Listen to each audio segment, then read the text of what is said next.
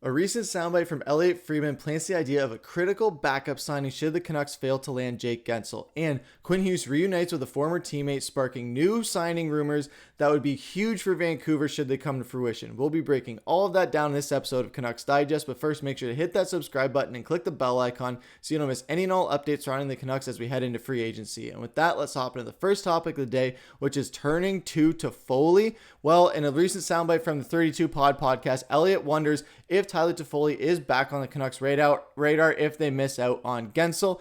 And this isn't to say that the Canucks are going after Toffoli and completely forgetting about Guentzel. I think they're still very actively interested in him. However, we have gone over what they would be left with should they go after Guentzel. And when you look at a guy like Toffoli, he does have a much significant smaller cap hit. Maybe not significant, but it is much smaller when you look at his 4.25 compared to Guentzel's $6 million. And like we said, they aren't going to have too much room left to work with if they bring Guentzel into Vancouver. We've gone over how they're going to have to pinch pennies and make things work with their free agents at length. They are making some small re-signings and extensions here and there. We've seen Linus Karlsson, we've seen Noah Juulsen. So we've seen these other smaller pieces that may not be the seat fillers that they need to have in those vacant spots should these free agents not get signed, but they still are working on contingency plans nevertheless. So they are being put in a position where they can't afford to let a guy like Lindholm go, or potentially Zadorov if he's asking too much and they can't make that discount deal work. So if you're bringing a guy like Toffoli in, again, when you look at his stats, he does have a cup. He has a bit more experience than Guentzel.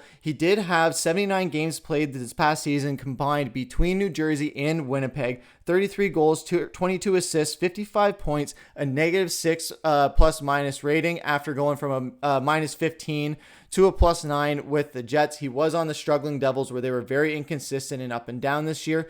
And you see where he does have a brief stint with Vancouver in 2019 and 2020. The other player that we're going to be touching on later on in this video also had a stint during that time. And what other common factor is in play here is Quinn Hughes. So a guy like Toffoli is someone that Quinn Hughes knows very briefly, of course, but it's someone that he is familiar with. It would be able to help improve his game a bit more.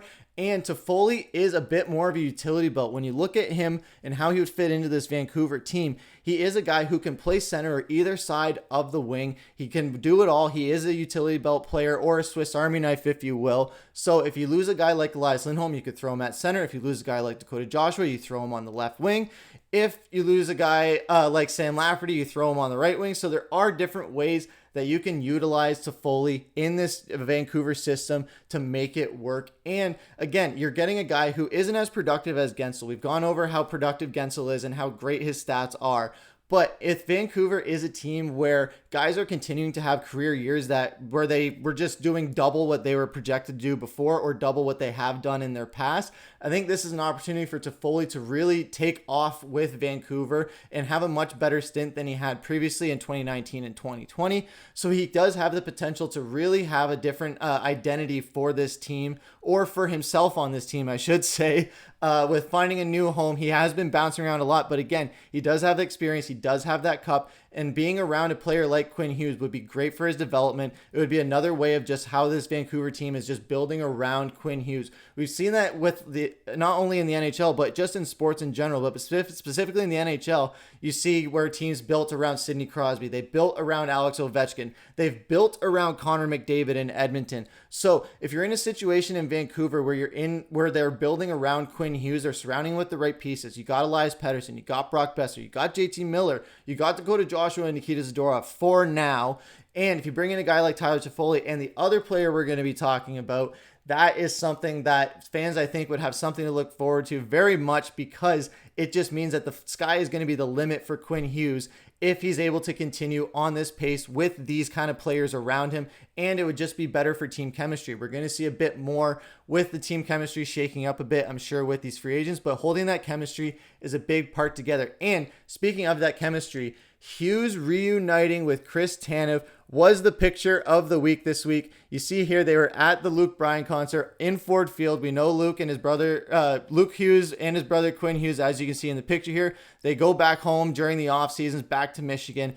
And his Quinn Hughes' old teammate from his rookie year, Chris Tanev, was in attendance. And you do see here where Canucks Army is saying that, this is with, his brother with him. And there was other speculation online that he was in GM mode, where he was subbing in for Patrik Allvin, being in behind enemy lines and being able to make these deals happen. Who knows if they were talking contracts, but it would be great to see these guys back on the ice together again. I think having Tanev on that right side, especially when you are likely going to lose Ian Cole, I think that goes a long way towards having a more sustainable future for Quinn Hughes, where you locked down Hronek a long time. Okay, they had great chemistry. And if you bring in Chris Tanev, yes, he is a bit older. When you look at his stats, he is going to be up more on that age range. He is coming in at 34, but he did have a long stint with the Canucks. So he was drafted by them. He started his career there. It would only be fitting to bring him back to Vancouver to play with his old teammate who they had great chemistry before,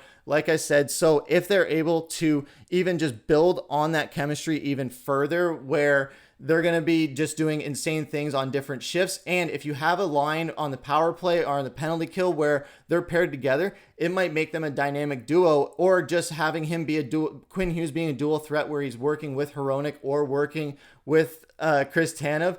It would be a nice three-piece monster or three-headed monster to run, where teams aren't going to know what curveballs you're going to throw. We know that Tocchet likes to switch up the lines. So if he's in a situation where he's like, you know what, I like Quinn playing with Tanev on this night, let's roll with it and see what happens. I think that would be something very dynamic for this defensive core, where they're going to be seeing a bit more shakeup, I think, than we're used to. You see here where if they lose Nikita Zadorov, they're going to have to go find another left side defenseman. But if you lose Ian Cole, you are working on getting Tyler Myers brought back. So they've already secured Hronek. If you can bring in a guy like Chris Tanev, where he is coming back to Vancouver, you're not having to put a completely new guy in that spot where he's going to have to restart with team chemistry and really integrate himself in with the team. I think Tanev has that built in with some of the members of the team already that have been there for so long, that I think he would just be picking up where he left off. And it would be just him getting back on that road of being one of the better Vancouver Canucks players that we've seen in the past few years. I know his health is an issue. People are going to be jumping to that right away. But I think if he's in a team like Vancouver, where if the vibes are better and the desire to win is there and the chemistry is better, maybe he pushes through injuries, or he just doesn't get injured as much. Maybe he doesn't get worked as much. Who knows how Tocchet would use him. I think there are very interesting ways that you can use him where he would be very productive. And when you look at his cap hit, it's only $4.5 million. So where they did pay a lot of money to Filip Hronek, I think it opens up the door where you can save a bit of money here and there, where you're not going to have to overpay. You're not going to have to underpay him either, where you're having to really pinch pennies. But I think this does open the door where Vancouver can get themselves a really solid right-hand defenseman in a hole that is likely going to be left by Ian Cole. And if that position is filled by a guy like Chris Tanev, who has had experience in Vancouver, he's had experience with Quinn Hughes, I think he will bring a certain dynamic to this team where team morale is just going to boost. And I think the team is just going to be a much stronger group as a result of it. So that'll be interesting to see. Hopefully that all shakes down. I know some fans have been talking about not wanting Tanev because of his age, because of his injuries. However, if he's on a team like Vancouver, I know Brock Boeser did miss the last playoff game because of an injury. But I think, again, if he's in Vancouver, I think Tocchet and Allvin are really great at managing how they use players and not trying to overwork them. I think they learned from Thatcher Demko last year especially. So if they're able to do that and fix those mistakes, I think Tanev will have a much healthier season, much more sustainable season. And when we're seeing that the NHL is a war of attrition, where you want to be healthier going into deeper playoff runs rather than early on in the season. So if they're able to kind of work on that and build that throughout the season, I think that'll be awesome to see. But again, this is all speculation at this point. We don't know how this is all going to shake out. It's going to be amazing to see what happens come July 1st. I know the draft is coming up. Vancouver fans don't have too much to look forward to with the draft as much as other teams do, but we're definitely circling July 1st, Canada Day, on our calendar to see how free agency frenzy kicks off. And with that, let's hop into our third topic, which is comment of the day. And we see here from Callum McKenzie 6160, wake up Canuckleheads. We have a window. Everyone in team management are champions. Only effective home-friendly players are staying. And we do want to bring more champions into this team. We've had a few who've had experience. If we bring a guy like Tanev over there who has a championship, great. If you have a guy, like Tyler Toffoli, I'm sorry. But if you do bring a guy like Tyler Toffoli, you bring a veteran who's played with Quinn Hughes like Chris Tanev, I think that adds a lot more electricity, a lot more chemistry, and a lot more dynamic progress to this Vancouver team that they weren't able to get as far in this past season as a result of it. So if they're able to bring those in, they are able to make this team a lot stronger as a whole and as a core. I think it's going to be a much different team for Vancouver going forward, and I think we're definitely going to be able to give the Oilers a run for their money heading into next postseason. But that's going to do it for this episode of Canucks Digest. Let us know down in the comments what you think about the possibility of going after Toffoli or Tanev. We'd love to hear what you guys have to say. We'd love to see your comments. But I've been your host, Griffin. Take care.